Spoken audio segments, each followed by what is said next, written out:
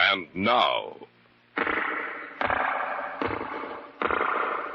Hall of Fantasy. Welcome to the Hall of Fantasy.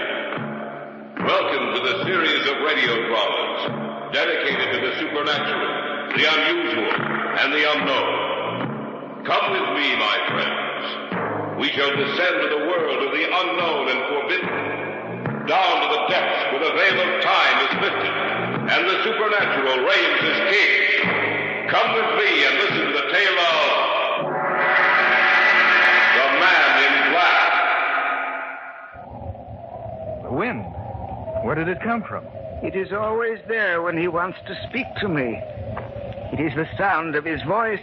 You're not serious about this man, are you? Take it as you will, my good sir.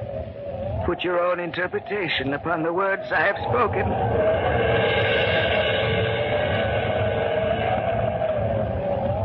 Yes, master. I understand. What did you say? I answered him. What do you mean? The wind. The mocking sound of the wind is his voice. He has seen. He has looked into your minds and seen you. But he sees only one woman. One woman in both of your minds. First, she shall die. Then you. Both of you.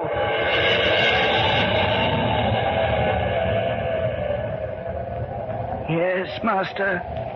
I hear and obey.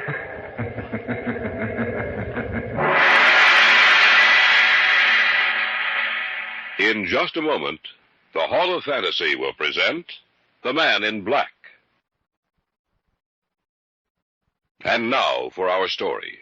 An original tale of fantasy by Richard Thorne entitled The Man in Black.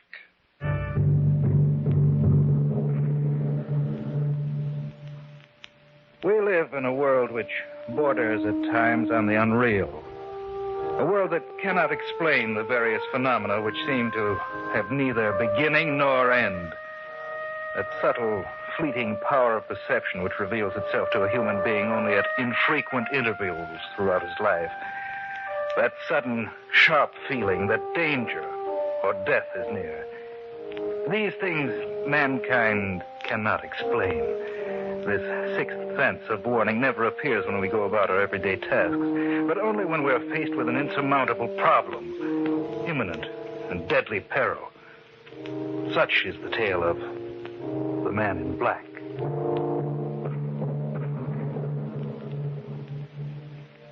It was a cool, quiet night. That night it began. For some reason, Brian had insisted that we take a stroll in the park. It's late, Brian. Almost 11:30. I know, David. Beautiful night, isn't it? Yes. A good night for sleeping. I like to come out here about this hour. It seems to give me a sense of belonging. That sounds strange coming from you. No, I'm quite serious, Dave. I feel no relation with the rest of the world, but out here in the park, listening to the sound of the crickets, or footsteps on the walk, I feel as if I belong. You understand what I'm trying to say? I think so. Another thing, it's strange, but I have a feeling. A feeling that something is wrong, that something is going to happen. What do you mean? Something inside of me. I almost know that something will happen that will change the entire course of my life. Oh, I think you're just That imagining. woman coming towards us. Yes, I see her. I wonder if... Man in black. Have you seen that man in black? I'm sorry, but we haven't... Just a minute, David. Let her talk. Have you seen him? Have you seen the man in black? No, I'm afraid not. Oh, I thought perhaps you could help me. I must find him. Well, we haven't seen anyone out here tonight except you. The man in black. I must find the man in black. What does she mean? I don't know. The man in black. Maybe we ought to follow her. Now let her go. That's strange. What? It was so still before, and now a wind seems to have sprung up from nowhere. Listen. She went off in that direction. Let's take a look. Wonder why she screamed. Well, she couldn't have gotten too far. Look up ahead. That must be her. Lady, is anything... What's the matter with her? She's dead. Dead? That's right. I wonder who he is. Who? Man in Black.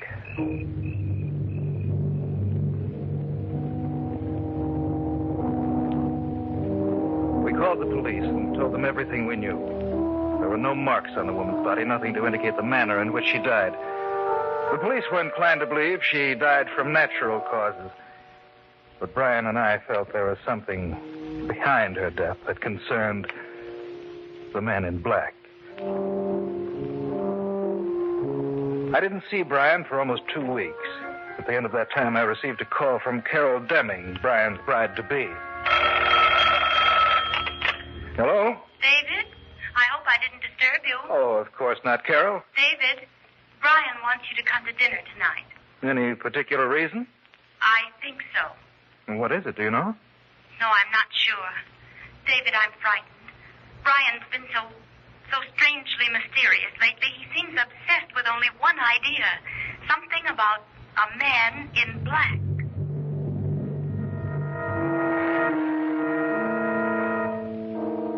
Not once during dinner did Brian mention the subject. It was perhaps an hour after the meal. The three of us were sitting in the library when he brought up the subject of the Man in Black. Remember that woman we saw in the park, David? Yes, of course. She aroused your interest, didn't she? Yes. She did the same thing to me. Only I did something about it. Brian, I wish you'd forget about this. I can't, darling. I know how you feel about it. I did my best to forget it, but I couldn't. Still, don't you think that... My mind will never be quiet until I get to the bottom of this. Maybe the woman we saw was upset. It was quite evident, David. I made some inquiries about this supposed Man in Black just to see if anyone knew anything about him. And? And I discovered that no person alive was described in that way. Well, then you can forget about it. I said anyone alive. What do you mean by that, Brian? The man she was talking about has been dead for 30 years. Well, then, that ends your investigation, doesn't it? I'm afraid not. Why not, Brian? When I've traced down every last clue about him, only then will I be satisfied. Who was he, this Man in Black? An immigrant to this country, David. He's buried in a mausoleum in a private estate about 40 miles north of the city. You mean he lived here? No, he didn't. It was his dying wish that a mausoleum be built and his body placed there after his death. No one knows where he came from. Well, why should he pick this location? I don't know, David, but I intend to find out. How? I understand there's a caretaker for the estate. I intend going to him to learn the story. When? Tomorrow. Do you mind if I come along? Of course not. What about you, Carol? No. I don't want to go with you, and I wish you wouldn't go either. There's nothing to be afraid of. Are you sure, Brian? Are you really sure? What's the matter, Carol? Over there, at the window. There's nothing there. Oh, but there was. There was something over there. I couldn't see it clearly, Brian, but it was there. The grotesque figure of a man's face floating outside the window.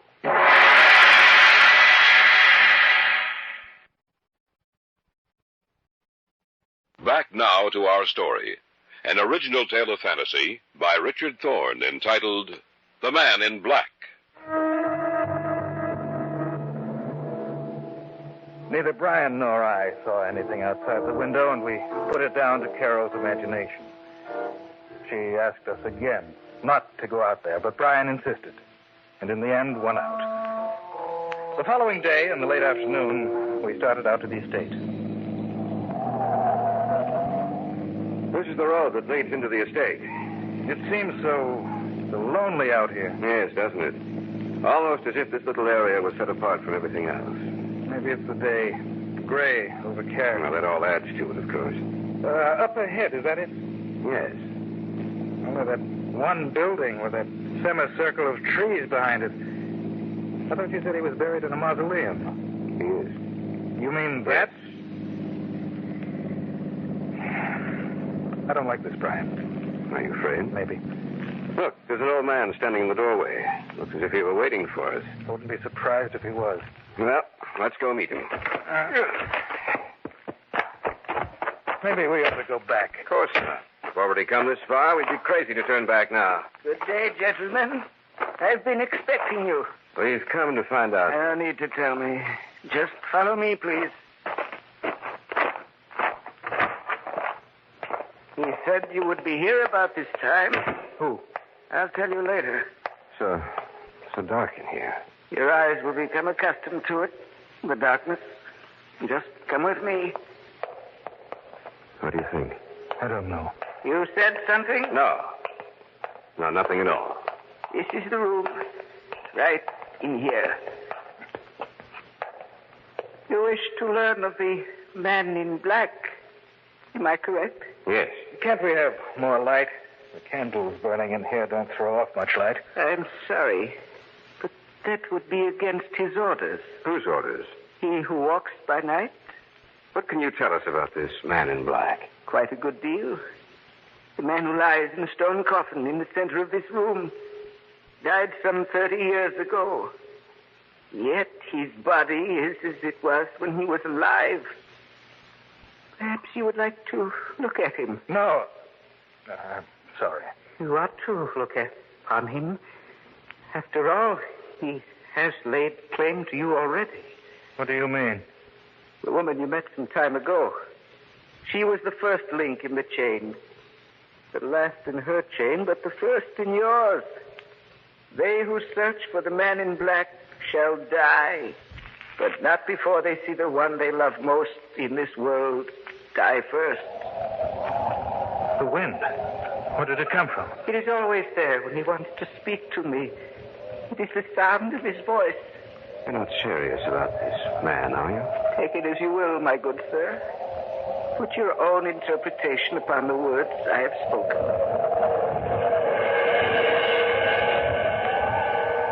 Yes, master. I understand. What did you say? I answered him. What do you mean? The wind, the mocking sound of the wind is his voice. He has seen. He has looked into your minds and seen you, but he sees only one woman. One woman in both of your minds. First, she shall die. Then you. Both of you. Yes, master. I hear and obey. That voice. Where's that voice coming from? From his coffin. Stop now. Yes. He has stopped laughing. Your meeting is over now. But you will see him again quite soon. Remember to look for the man in black.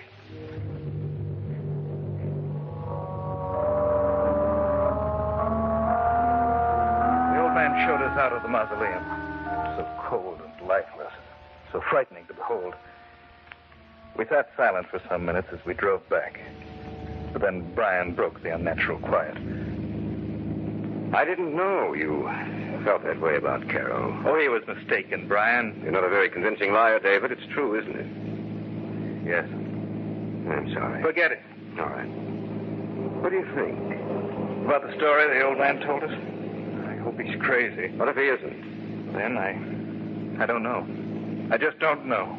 When we get back to town, Dave, we'll pick up Carol and head for my place. Why? It's strange, but something tells me that what the old man said was true.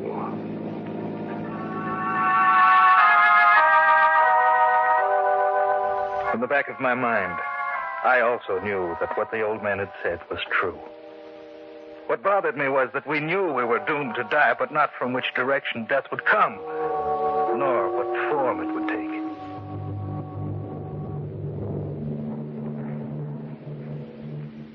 We phoned Carol from a little roadhouse just outside the city.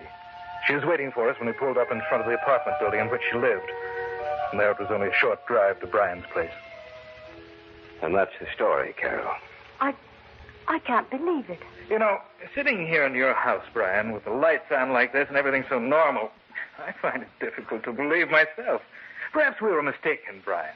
Maybe nothing will happen. You really believe that, David? I'm trying to. Just a minute. What time was it when you were out there? Oh, it must have been about 5. Why? Well, maybe it was my imagination, but just about that time, I heard someone laughing. The voice came from behind me. I turned around to look, and no one was there. It could have been the laugh we heard. But we were there. How could she possibly have heard anything at the precise moment we did? The old man said it was his voice issuing forth from the coffin, the voice of the man in black. No. What's that? It's just thunder, Carol. It's been threatening to rain all day. Every time the old man said he heard the voice, did you notice how the wind would spring up? There was another sound, too. I don't know what it was. It was there. I'll never forget it. Well, what are we going to do? Well, I'm going to hire bodyguards, take protective measures against anyone getting near. Listen. The wind. And that sound we heard in the mausoleum. Where's it coming from? I don't know. Carol, what's wrong? What's the matter? There's something at the window. Face. Terrible twisted face. Oh, do something. It's gone. The window's broken. It was looking in at us, watching the three of us. And those eyes. Those terrible eyes. I'm afraid, Brian. Brian, you have to do something before it's too late.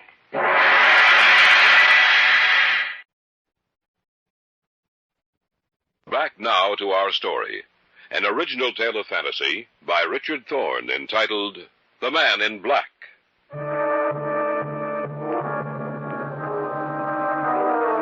A moment before, the three of us had been witness to an amazing and terrifying sight. For outside the window, we had seen a face, distorted and twisted. The fire burning in its eyes bespoke death. I'm afraid, Brian. Brian, you have to do something before it's too late. Was that the same face you saw before, Carol? Yes, only now it was much clearer. What are we going to do, Brian? Maybe we should call the police. They probably wouldn't believe us. When I used a detective agency a few months ago, I'm going to call them. Telephone number should be here in my desk. Yes, here it is. Now, take it easy, Carol. But it's just that I'm so frightened. We'll be all right as soon as we can get some guards here. Radcliffe, is that you? This is Brian Conley.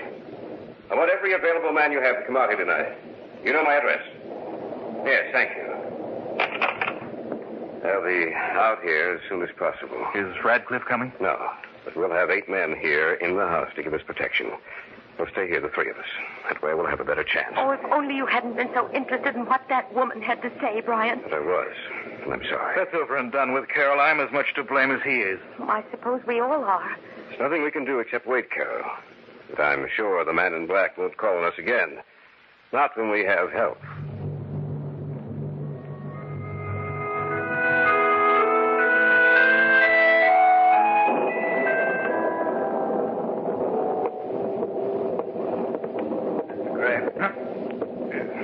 Yes. What do you want? I'm just checking up on things, sir. Have all the men been posted? Yes. It's rather dark out here in the hallway. You shouldn't be out here by yourself, sir. I'm just as safe here as I would be with the others. Probably. It's so dark, I can't see your face very well. It's just a face, sir. Nothing else. You seem very nervous. Do you believe the old man's story? I'd prefer not to, but... It is rather frightening, isn't it? Yes. Well, I'll continue on my rounds. Good night, sir. Probably see you again before morning.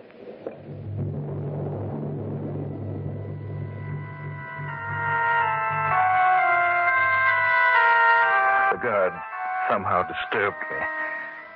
There was something unusual about him. In the gloomy hallway, I couldn't see his face. Of course, in the shadows, it was difficult to tell what color his clothes were. Who's that? David. You startled me. Are you alone down here? Yes. Where's Carol? She had a headache. Went upstairs for a nap. Well, she shouldn't be alone. There's a man stationed outside her door. So quiet in the house. One of the guards just passed me in the hallway, asked me if I believed in the story the old man told us. The guards don't know anything about the story. Are you sure? Of course I am. The only thing they've been told is to watch for a man in black clothing. Why should the guard know anything? Did you see his face? What was he wearing? Well, it's too dark out there in the hallway. Of course, he might have heard something about it. No, he couldn't have. I didn't even tell Radcliffe the story. But how did he know it? Unless he was the man in black. There's something about him that seems so strange. I can't place it, but he frightened me. We better search the house. Listen. The wind again. That sound. He is here in the house. It was Carol's voice. And that man wasn't a guard. Come on. Guard! Guard! Nobody answered. Carol, are you all right? Carol! Anything has happened to her? The door to her room. It's open. Carol. She's dead. Just like the woman in the park. It can't be. What happened to the guard outside her door? Happened to all of the guards in the house, Brian. Haven't seen a single one on our way up here. Did they ever start this? We'd better call the police. Is there a phone up here? No extensions up here. You phone. I'll stay here with Carol. It won't do you any good to stay up here, Brian. She's dead. You better come with me. I guess you're right.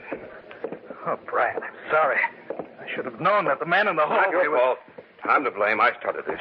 I can't understand what happened to the guard. Whoever he is, whatever he is, he has a power, David. Something evil and malignant. To send the guards away would be a simple matter for him. You can use the phone in the library. You look all done in, Brian. You'd better sit down in that chair over there. All right. Never forgive myself. I hope they can get here in time. I don't know what it'll be. Say, that's strange. What? I'm not getting any dial tone. Something's wrong with the phone. Oh. What's the matter, Brian? Nothing. I can't get to the police. The lines must be down. Yes, there must be. I thought I heard you moan when I was trying to get to the police. You were mistaken. It's rather dark in here, and with you sitting in that chair with your back to me, your voice sounds different. Does it? Yes. Stay where you are. Something's wrong with you. What is it? Don't you know? No. Perhaps you should look at my face. You're not Brian. The man in the hallway, you're... The man in black. What happened to... Your friend? We exchanged places for a while. You mean he's dead? That's correct. As you will be soon. Don't come any closer to me. Are you afraid? Why don't you run? I can't move. Now, you see him. The man in black, face to face. And now, you die.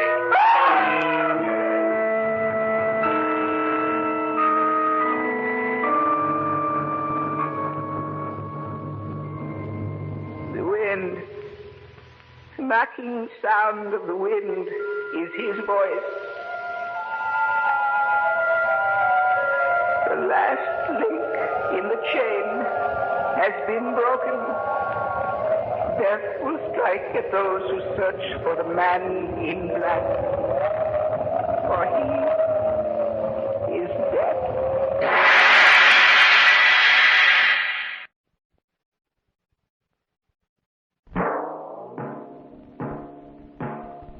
So runs tonight's tale of the unusual, the terrifying, the unknown. Join us again when next we journey down the corridors of the Hall of Fantasy to hear another strange tale of the supernatural. All characters and events portrayed in these programs are fictional, and any similarity to actual events or persons, living or dead, is purely coincidental.